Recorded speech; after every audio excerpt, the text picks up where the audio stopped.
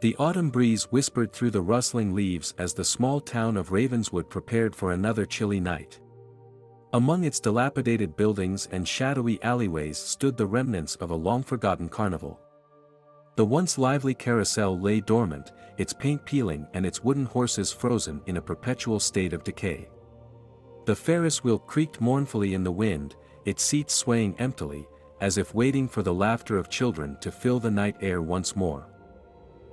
Rumors had circulated for years about the abandoned carnival, tales of strange occurrences and whispered legends that made the hairs on the back of one's neck stand on end. It was said that on the stroke of midnight, when the moon hung high and the veil between the living and the dead was at its thinnest, the carnival would come alive again, if only for a single night. Among the thrill-seeking youths of Ravenswood, these tales ignited an insatiable curiosity. One group of friends, Jake, Sarah, Mark, and Emily, felt compelled to venture into the heart of the Forgotten Carnival and uncover its mysteries. Their desire for adventure outweighed their fear, and they made a pact to explore the dark secrets that lay hidden within. On the eve of Halloween, the friends gathered near the carnival's entrance, their faces illuminated by the pale glow of the moon.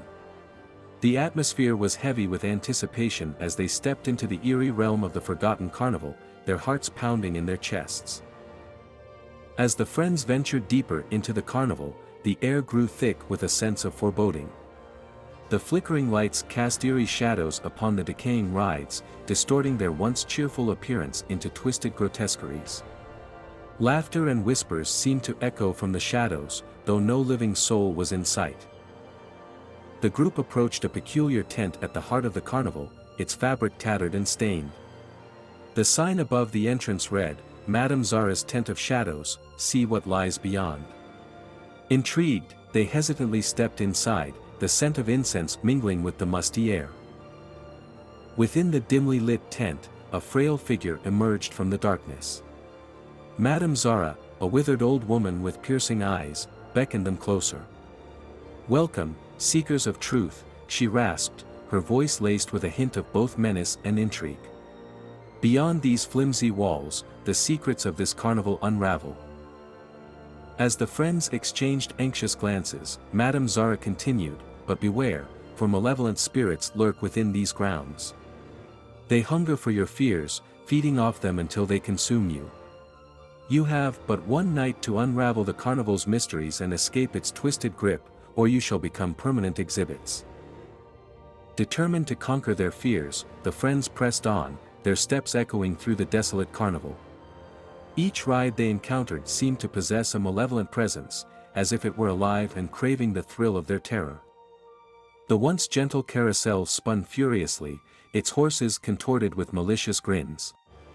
The Ferris wheel groaned under an invisible weight, threatening to topple at any moment. As they cautiously made their way through a row of decrepit game booths, the friends stumbled upon a grand circus tent. The sound of sinister laughter seeped through its flaps, beckoning them inside. Unable to resist, they stepped into a nightmarish spectacle. A towering figure stood at the center of the tent, clad in a tattered crimson suit. His face was painted in grotesque hues, each stroke of color emphasizing the malevolence that emanated from his very being. The ringmaster, with his twisted smile and cold, calculating eyes, commanded the attention of the captive audience. "Welcome, my dear guests, to the Carnival of Nightmares," the ringmaster proclaimed, his voice resonating with a haunting echo. "You have chosen to venture into the abyss of your deepest fears, and now you shall bear witness to their manifestation." The friends exchanged glances, their hearts pounding with a mixture of dread and curiosity. The ringmaster's piercing gaze seemed to penetrate their souls, as if he could read their innermost thoughts and fears. He raised his hand, and the air around them grew heavy with a palpable darkness. One by one, the friends were plunged into their worst nightmares. Jake, haunted by the loss of his brother, found himself trapped in a never-ending maze, tormented by whispers that echoed through its twisting corridors. Sarah, crippled by her fear of water, was submerged in a suffocating abyss, where the currents threatened to drag her down into oblivion. Mark, consumed by the guilt of a past mistake, faced a relentless onslaught of twisted apparitions, each whispering accusations that ate away at his sanity. Emily, paralyzed by a fear of heights, found herself trapped atop the swaying Ferris wheel, her screams drowned out by the howling wind. Desperate and isolated within their own nightmares, the friends realized that their only hope of escape lay in confronting the malevolent spirits that fueled their fears. With trembling resolve, they gathered their strength and fought back against the shadows that threatened to consume them. As the friends battled their darkest nightmares, the carnival itself seemed to tremble with fury.